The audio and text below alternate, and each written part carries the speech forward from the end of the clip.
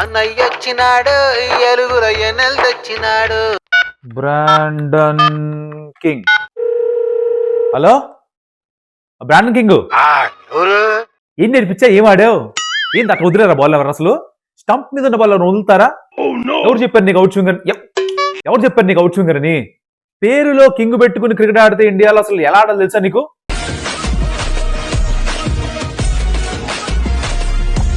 ఆ పేరుకు వాల్యూ ఉంది కదా, అది వదిలేసి పెట్టే నేను మళ్ళీ చేస్తాను. నేను చేస్తాను, రివ్యూ అయిపోగానే చేస్తాను. మళ్ళీ మాడదాం, మనం డిస్కస్ చేద్దాం. సెకండ్ ఇన్నింగ్స్ చాలా ఇంపార్టెంట్. ఫోన్ దగ్గర ఉండు, వస్తున్నాను నాకు. ఇట్లా అవుట్ అయ్యేది Brandon King. Straight ball middle stump ఎగిరిపోయింది అక్కడ. దాని గురించి మాడుకుందాం. Siraj 4 wickets, Bumrah 3 wickets. India batting. West Indies చేసిన ఒకే ఒక్క మంచి పని ఏంటి? Will talk about that. Let's get started. Welcome to stump Tales. నా పేరు కౌశిక్ అండ్ నమస్కారం. బాగున్నారా? అది ఏదో కాస్త హుక్ చేద్దాం మిమ్మల్ని అని, ఏదో చిన్న నచ్చితే లైక్ కొట్టండి, కమెంట్ ఒకటి పెట్టండి, ఇది కంటిన్యూ చేద్దాం నచ్చితే జనాలకి. అయితే మ్యాటర్ ఏంటంటే first test match first day పూర్తయిపోయింది. దాంట్లో వెస్టిండీస్ చేసిన ఒకే ఒక మంచి పని టాస్ గెలవడం. ఆ టాస్ గెలిచి కూడా మంచి పనిని యూటిలైజ్ చేసుకోలేదు. బికాస్ బ్యాటింగ్ తీసుకున్నారు. పిచ్ చూశారు, గ్రీన్గా ఉంది, కాస్త గ్రాస్ ఉంది, ఫాస్ట్ బౌలర్స్ కొంచెం హెల్ప్ ఉందని అర్థం చేసుకున్నారు. అయినా కూడా వి విల్ బ్యాట్ ఫస్ట్ అన్నారు. అర్థం చేసుకోవచ్చు. షమార్ జోసెఫ్ లేడు, అల్జారీ జోసెఫ్ లేడు. ఇద్దరు జోసెఫ్ లేకపోవడంతో మన పరిస్థితి ఏంటి బౌలింగ్ తీసుకుంటే అని వచ్చిన కంగారు కలిగి ఉండొచ్చు. సెకండ్ ఇన్నింగ్స్ బ్యాటింగ్ అంటే వాళ్ళ 4th ఇన్నింగ్స్ లో మళ్ళీ ఎక్కడ బ్యాటింగ్ చేయాల్సి వస్తుంది, అక్కడ బాల్ ఎక్కడ టర్న్ అవుతుంది, మన వల్ల కాదు అని ఆలోచించాడు. ఏమో ఫస్ట్ బ్యాటింగ్ చేస్తా అన్నాడు, పూర్తిగా మిస్ఫైర్ అయింది. అటైట మిస్ఫైర్ కాలేదు. ఫస్ట్ సెషన్లో ఒక 5 వికెట్లు, సెకండ్ సెషన్లో ఒక 5 వికెట్లు, 162కి ప్యాక్. ఇది వెస్టిండీస్ కథ. ఎవరు పెద్ద గేమ్ ఆడింది లేదు. Best partnership 48. గ్రీవ్స్, వాళ్ళ ఆల్రౌండర్ గ్రీవ్స్ టాప్ స్కోరర్. దాన్ని బట్టి మీకు అర్థమవుతుంది పరిస్థితి ఏంటో. సరే, టాప్ పర్ఫార్మెన్స్ లేని డేలో అది కాస్త మాట్లాడేసుకుందాం మనం. ఇండియా ఆఫ్ కోర్స్ 120 ఆడు కొట్టేశారు డే 1 ఎండేసరికి. అక్కడ డే 1 ఫినిష్ అయింది. బట్ టాప్ పర్ఫార్మెన్స్ మాడుకుంటే డే 2 కూడా రెడీ అయిపోవచ్చు మనం. ఫస్ట్ డే మొహమ్మద్ సిరాజ్ ఎక్కడైతే ఇంగ్లాండ్ లో లాస్ట్ వికెట్ తీసుకొని పాజ్ కొట్టాడో, మళ్ళీ ఇక్కడ ప్లే కొట్టాడు ఫస్ట్ బాల్ నుంచి. అదే ఎఫర్ట్, అదే రిథము, అదే యాక్యురసీ, అదే స్పీడ్, అదే heart, more than anything else. అలా వేస్తూ పోయాడు. 4 వికెట్స్ తీసుకున్నాడు. ఫస్ట్ ఒక down the leg side Chanderpaul వాళ్ళ అబ్బాయి చిన్న చంద్రపాల్ని అవుట్ చేశాడు. మంచి క్యాచ్ ధృజురేలు, ఇంపార్టెంట్ బయో ధృజురేలు భలే మూవ్ అయ్యాడు, భలే క్యాచ్లు పట్టాడు, కొన్ని బాల్స్ బాగా సేవ్ చేశాడు, మంచి కలెక్షన్స్ కూడా చేస్తున్నాడు. సో తనకు కూడా ఆ shout out to him. But yeah, down the leg side ఒక లక్కీ బ్రేక్ త్రూ వచ్చింది. తర్వాత జస్ప్రీత్ బుమ్రా కూడా ఒక కార్డ్ బిహైండ్, డిఆర్ఎస్ తీసుకున్నాడు అప్పటికి బ్యాటర్. అది బాయ్. బట్ మన సిరాజ్ గురించి మాట్లాడుతున్నాం కదా. సిరాజ్ 4 వికెట్స్ తీసుకున్నాడు. ఇండియాలో తను వేసిన బౌలింగ్లో బెస్ట్ పర్ఫార్మెన్స్ అది ఇప్పటిదాకా. 5 వికెట్ హాల్ కోసం ట్రై చేశారు కానీ రాలేదు. తీసుకున్న 4 వికెట్లు బాగా తీసుకున్నాడు. అలుపెరగని రేసు గుర్రం ఎప్పుడు మనకు తెలిసిన విషయమే. బ్రాండన్ కింగ్ ఎలా అయితే సెటప్ చేసి అవుట్ చేశాడో, ఇది ఒక్కటి మనం డీటెయిల్గా మాట్లాడుకుందాం. మిగతా అంతా మీకు అర్థమైపోయి ఉంటుంది. సరే, బ్రాండన్ కింగ్ షార్ట్స్ ఎక్కువ ఆడుతున్నాడు. ఓకే, సో ఆ ఓవర్లో ఫస్ట్ ఒక scramble seam incoming delivery pad మీద తగిలింది. రివ్యూ తీసుకోవాలా వద్దని చిన్న డౌట్, తీసుకోలేదు. సెకండ్ బాల్ మళ్ళీ స్క్రాంబుల్ సీమ్ లోపలికి వేసాడు, మళ్ళీ ప్యాడ్ మీద తగిలింది. ఇది ఎలాగో డౌన్ ది లెగ్ సైడ్ వదిలేశాడు. దాని తర్వాత బాల్ ఇది మరీ డౌన్ ది లెగ్ సైడ్ వెళ్ళిపోతుంది, లైన్ కరెక్ట్ చేసుకొని చెప్పి out side the off stump కి జరిపాడు లైన్ ని. స్క్రాంబుల్ సీమే, ఇది మూవ్ అవ్వలే, స్ట్రేట్ వెళ్ళిపోయింది. స్క్రాంబుల్డ్ సీమ్ కదా, ఆ సీమ్ మీద పడ్డం బట్టి అది లోపలికి మూవ్ అవ్వాలా, స్ట్రైట్కి వెళ్ళిపోవాలా, బాల్ డిసైడ్ చేసుకుంటుంది. సిరాజ్ కూడా తెలియదు కొన్నిసార్లు. సో బ్యాట్స్మెన్ తెలిసే ఛాన్సే లేదు. దాంట్లో ఏమైందంటే పడి స్ట్రైట్ గా వచ్చింది, ఒక ఎక్స్పాన్సివ్ డ్రైవ్ ఆడాడు, 4 runs. ఇక్కడ వరకు బాగానే ఉంది. దీని తర్వాత బ్రాండన్ కింగ్ మైండ్ లో ఫిక్స్ అయిపోయాడు. నేను చెప్పా చాలా సార్లు కింగ్ కి అలా కాదు అని, ఏం లేదు, ఫిక్స్ అయిపోయాడు. అవుట్ స్వింగర్ వేస్తాడు, 2 గల్లీస్ ఉన్నాయి, 2 స్లిప్పులు ఉన్నాయి, అవుట్ స్వింగర్ అయిపోతున్నాడు.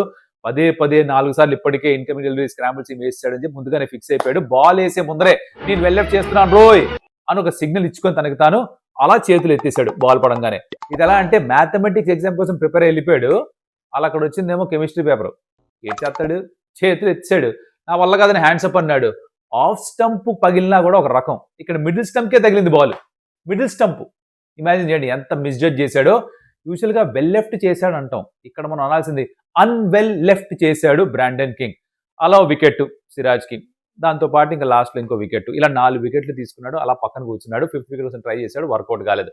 బుమ్రా భయ్య తను స్టార్ట్ చేసినప్పుడు రిథమ్ అంత గొప్పగా అనిపించలే. ఏషియా కప్ లో కూడా అలానే వేసాడు కదా, పీక్ ఫామ్ లో కనిపించలేదు. ఇక్కడ కూడా ఫస్ట్ స్పెల్ 6 overs వేసినా కూడా మంచి రిథమ్ లో అనిపించలేదు, ఓ వికెట్ వచ్చినా కూడా. సెకండ్ స్పెల్కి వచ్చినప్పుడు ఇంకొంచెం బెటర్. థర్డ్ స్పెల్కి వచ్చినప్పుడు ఆ యార్కర్ లేయడం, 2 యార్కర్లు వేసి 2 వికెట్లు తీసుకుని మొత్తం 3 వికెట్ హాల్ తనకి.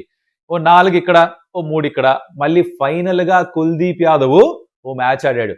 కుల్దీప్ యాదవ్ ఇండియాకి డెబ్యూ చేసినప్పటి నుంచి ఇప్పటిదాకా ఇండియా ఆడిన మ్యాచ్లు ఎన్నో తెలుసా? ఈ స్టాట్ నాకు మైండ్ బ్లాక్ అయితే ఓ లైక్ పడాలి, నాకు కమెంట్ కూడా పడాలి. 83 టెస్ట్ మ్యాచెస్ ఇండియా ఆడారు కుల్దీప్ డెబ్యూ చేసిన తర్వాత. కుల్దీప్ ఎన్ని ఆడాడు చేసుకోండి, 14. ఇది 14వ మ్యాచ్ అనమాట తనకి. 7 సంవత్సరాలు 8 సంవత్సరాలు అయిపోతుంటే తను ఆడిన 14 మ్యాచ్లే. దాంట్లో 4 క్రితం సంవత్సరం ఇప్పుడు ఆడేసాడు ఒక 4 మ్యాచెస్. అలా ఇంత మంచి బౌలర్ కూడా రెగ్యులర్ గా ఆడకుండా ఉన్న పరిస్థితి ఇండియన్ టీంలో ఉందన్నమాట. 2 వికెట్స్ తీసుకున్నాడు. ఫస్ట్ బాల్ ఏమో బ్యాట్కి ప్యాడ్కి మన సికింద్రాబాద్కి హైదరాబాద్కి ఉన్నంత గ్యాప్ ఉండింది. సరే అది మరీ ఎక్కువైపోయింది అంటావా? ట్యాంక్ బండికి ఇటుపక్క, ట్యాంక్ బండికి అటు పక్క అన్నట్టుగా అంత గ్యాప్ మెయింటైన్ చేసాడు. బ్యాట్కి ప్యాడ్కి మధ్యలో షేహూప్ బాల్ లటకని గ్యాప్ నుంచి వెళ్ళిపోయింది, బోల్డ్. లాస్ట్ లో ఒక భయ్య రివర్స్ కొడదాం అనుకున్నాడు, కాట్ బిహైండ్, 2 వికెట్లు తను. వాషి వచ్చి ఒక వికెట్ కూడా తీసుకున్నాడు. ఇలా పంచుకున్నారు, సమన్యాయం చేసుకున్నారు. 162 ప్యాక్ చేశారు. ఫస్ట్ సెషన్ లో 5, సెకండ్ సెషన్ లో 5. బౌలింగ్ బాగానే ఉండింది, వాళ్ళు చేయాల్సింది చేశారు. వెస్టిండీస్ బ్యాటింగ్ అంత గొప్పగా లేదు, అది అక్కడ అయిపోయింది, పక్కన పెట్టేసాం. తర్వాత ఇండియా బ్యాటింగ్ వచ్చారు. మధ్యలో కాస్త వర్షం పడింది. వర్షం ముందు వరకు కేఎల్ రావులే కొన్ని 2 బౌండరీస్ స్కోర్ చేశాడు. మన యశస్వి జైస్వాలేమో ఎప్పుడు లేనట్టుగా చాలా నెమ్మదిగా, కేర్ఫుల్ గా, గార్డెడ్ గా ఆచితూచి మొదలు పెట్టాడు. వర్షం పడిన తర్వాత పాత ఫ్లాష్ బ్యాక్ లోకి వెళ్ళిపోయాడు. అయిపోయింది, భాషలో నేను అసలు ఎవరో తెలుసా మీకు టైప్ లో వెనక్కి వెళ్ళిపోయి అది చూపించాడు అసలు రూపం. కొన్ని 4లు కొట్టాడు, స్వీప్లు, కట్లు, డ్రైవ్లు అన్ని కొట్టేశాడు. తర్వాత మళ్ళీ స్క్వేర్ కి కొట్టే ప్రయత్నంలోనే అవుట్ కూడా అయిపోయాడు. 30 రన్స్ స్కోర్ చేసి డీసెంట్ ఓపెనింగ్ పార్ట్నర్షిప్ మరోసారి చూసాం. కానీ వీల్ బి డిసప్పాయింటెడ్ పెద్ద స్కోర్ గా మార్చుకోలేదు. బికాస్ ఇలాంటి అవకాశాలు ఎన్నో వస్తాయి. ఒక వీక్ అనట్లేదు సరే, స్లైట్లీ లో on skill West Indies side, with due respects to them. Pitch బాగానే ఉంది, సెట్ అయిపోయి ఉన్నాడు, స్టార్ట్ వచ్చింది, పెద్ద స్కోర్ చేసే అవకాశం ఉంది, అవుట్ అయ్యాడు. So will be kicking himself. Not just him, Sai Sudarshan కూడా ఎలా అయితే అవుట్ అయ్యాడో will be very very disappointed with himself. ఎందుకు అంటే నంబర్ 3లో తనకు ఆడడానికి ఒక అవకాశం ఇచ్చారు ఇక్కడ ఇండియన్ టీమ్ మేనేజ్మెంట్, అది కూడా హోమ్ టెస్ట్ మ్యాచ్ లో, అండ్ తనకి బాగా అలవాటు ఉన్న అహ్మదాబాద్ లో. అయితే అక్కడ తను ఎలా అయితే రాన్స్టన్ చేజ్ పైకి వేసిన బాల్ కి వెనక్కి వెళ్ళి పుల్లు కొట్టే ప్రయత్నంలో అవుట్ అయ్యాడో, నిద్ర పట్టదు, ఏ మాటకు ఆ మాట నిద్ర పట్టు ఉండదు రాత్రి అంతా కూడా. మళ్ళీ ఎప్పుడు బ్యాటింగ్ వస్తుందని సరిదిద్దుకుంటాడు, అప్పటిదాకా సరిగ్గా నిద్ర పట్టదు.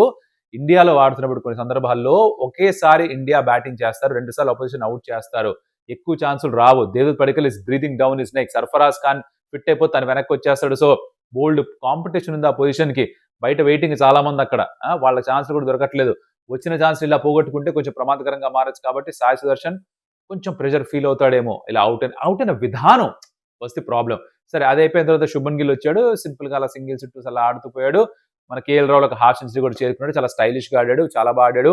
తను ఆడిన దాంట్లో ఏంటి చాలా బాగుంది అంటే, టెక్నికలీ ఏదన్నా చూసుకోవాలంటే గనక తను ఎక్కడైతే బాల్ ని మీట్ అవుతున్నాడో విత్ ద బ్యాట్, మీరు బ్రాడ్కాస్ట్ చూస్తే మీరు క్యాచ్ చేసి ఉంటారు, హిస్ ఇంపాక్ట్ పాయింట్స్ ఏవైతే ఉన్నా సరిగ్గా కళ్ళ కింద, అంటే కంటి కిందే ఆడుతున్నాడు అనమాట. శరీరం నుంచి దూరంగా ఆడు, శరీరం వెనకాల కూడా కొన్నిసార్లు ఆడతారు లేట్గా ఆడాలంటే, but majority of the times it's underneath the ice, కళ్ళ కిందే ఆడుతున్నాడు. కాబట్టి ఆ కంట్రోల్, అంటే బాడీకి దగ్గరగా ఎప్పుడైతే మీ చేతులు బ్యాట్ ఉంటుందో కంట్రోల్ అంత బాగుంటుంది. మీరు డిఫెన్స్ ఆడినా, షార్ట్స్ ఆడినా, ఏ వాడినా ఎంత దూరంగా వెళ్ళిపోతే అంత తక్కువ కంట్రోల్ ఉంటుంది. సో అండర్ ద బాడీ ఆడడం, బాల్ తన రానివ్వడం, అప్పుడు షార్ట్స్ ఆడడం, ఇది కేఎల్ రాహుల్ బ్యాటింగ్ లో హాల్ మార్క్. ఆస్ట్రేలియా అయితే జరిగిన అన్అఫిషియల్ టెస్ట్ మ్యాచ్ లో కూడా తను ఒక 100 కొట్టున్నాడు, ఒక 400 చేసి సక్సెస్ఫుల్ గా చేశారు. కాబట్టి ఆ కాన్ఫిడెన్స్ క్యారీ చేసి ఇక్కడ 50 కొట్టాడు. ఈ లుక్ సెట్. మధ్యలో కొంచెం హ్యామ్స్ట్రింగ్ పట్టుకున్నాడు, అది క్రాంప్ అనే అనుకుంటున్నాను నేనైతే. Hopefully come back on day 2 and score lot of runs. Day 2 ఏంటి చేయాలి? 40 రన్లు ఎంత వెనకబడి ఉన్నారు కదా, ముందర చెరిపేయాలి. దాని తర్వాత you have to bat big. ఇది కనీసం డే 3లోకి వెళ్ళాలి మ్యాచ్ అంటే ఇండియా రేపు మొత్తం అంతా బ్యాటింగ్ చేయాలి. తర్వాత వెస్టిండీస్ నమ్మని చెప్పాలి బ్యాటింగ్ చేయడానికి. మళ్ళీ ఇవాళ 80 ఓవర్లు దాదాపుగా వేస్తే 280 రన్స్ ఎంత స్కోర్ చేశారు, about 3.5, 3.6 runs per over score చేశారు. రేపు సరే ఫర్ ఎగ్జాంపుల్ 90 ఓవర్లు అనుకుందాం, సరే 85 ఓవర్లు వేశారు అనుకుందాం, again 3.5 to 4 runs per over score చేస్తే రఫ్ గా ఒక 330, 340 రన్స్. ఓకే, ఉన్నదానికి అదొకటి యాడ్ చేస్తే 300 లీడ్ వస్తుంది. ఇంకొంచెం ఆడాలనిపిస్తుంది వికెట్స్ ఉంటే కనుక. సో రేపు డే 2లో సెషన్ 1లో ఫస్ట్ ప్లాన్ ఏంటంటే వచ్చి కేఎల్ రాహుల్, శుభ్మన్ గిల్ టెస్ట్ వేసుకొని కూర్చోవాలి. నేను ఎక్కడికి వెళ్ళను, నాకు ఇది ఇక్కడ బాగా నచ్చింది, అహ్మదాబాద్ నా ఊరు అని శుభ్మన్ గిల్ మరోసారి ఫిక్స్ అయ్యి పెద్ద నాక్ ఆడి, రాహుల్ పెద్ద నాక్ ఆడి, ఎవరు వచ్చినా సరే వాళ్ళు చక్కగా బ్యాటింగ్ చేసి పెద్ద స్కోర్ చేస్తే ఒక్కసారి బ్యాటింగ్ చేసే అవసరం ఉంటుంది ఇండియాకి. తర్వాత ఉన్న బ్యాటర్స్ ఎవరు? You got Dhruv Jurel, you got Ravindra Jadeja, you have Nitish Kumar Reddy, you have Washington Sundar. So ఇంకా చాలా బ్యాటింగ్ మిగులుంది, కంగారేమీ లేదు. తర్వాత అఫ్ కోర్స్ ఇంకా కుల్దీప్ యాదవ్ ఉన్నాడు, తను కూడా కాస్త bat you can hold the bat. Then of course Bumrah and Siraj భాయ్ ఉన్నారు. సో ఇదన్నమాట పరిస్థితి. సో డే 1 మొత్తం అంతా ఇండియాదే. దాంట్లో ఆ టాప్ పర్ఫార్మెన్స్లు మియాభాయ్ది, తర్వాత బుమ్రాది, కుల్దీప్కి చాలా కాలం తర్వాత ఒక మ్యాచ్ ఆడే అవకాశం వచ్చింది. బ్యాట్ తోటి కేఎల్ రాహుల్ మంచి నాక్ ఆడుతూ ఉన్నాడు. ఇట్స్ కంటిన్యూయింగ్, స్టార్ ఉంది తన స్కోర్ పక్కన, అలానే కంటిన్యూ అవ్వాలని కోరుకుందాం. ఇదన్నమాట సంగతి. సో నేను మళ్ళీ బ్రాండన్ కింగ్కి ఫోన్ చేసి డిస్కస్ చేయాలి. ఏంది ఇట్లా చేయకూడదు, సెకండ్ ఇన్నింగ్స్ సరిగ్గా ఆడాలి కదా. కింగ్ అన్న పేరు పెట్టుకున్నప్పుడు అన్న నేను దాని గురించి మాట్లాడతా. మీరు అంత లోపల లైక్ ఒకటి, నచ్చితే వీడియో ఎక్కడన్నా share with your friends, it will help us, algorithm reach బాగుంటుంది. అలాగే subscribe to stump tales and membership start చేసాం మా బ్రో. బ్రాండన్ కింగ్ లా చేయకండి. మెంబర్షిప్ స్టార్ట్ చేసాం, ఛానల్ ని సపోర్ట్ చేద్దాం అనుకుంటే consider join the memberships. Next video కలుస్తా. అది సమీగోస్. ఆ కింగు హలో, ఆ బొంగులే ఈడెవరా సెల్లడితే సంస్కృతంలో వార్తలు చదువుతున్నాడు. హలో, సమాచార సమాప్తి. వార్తలు చదివి పెట్టేసేట్రా.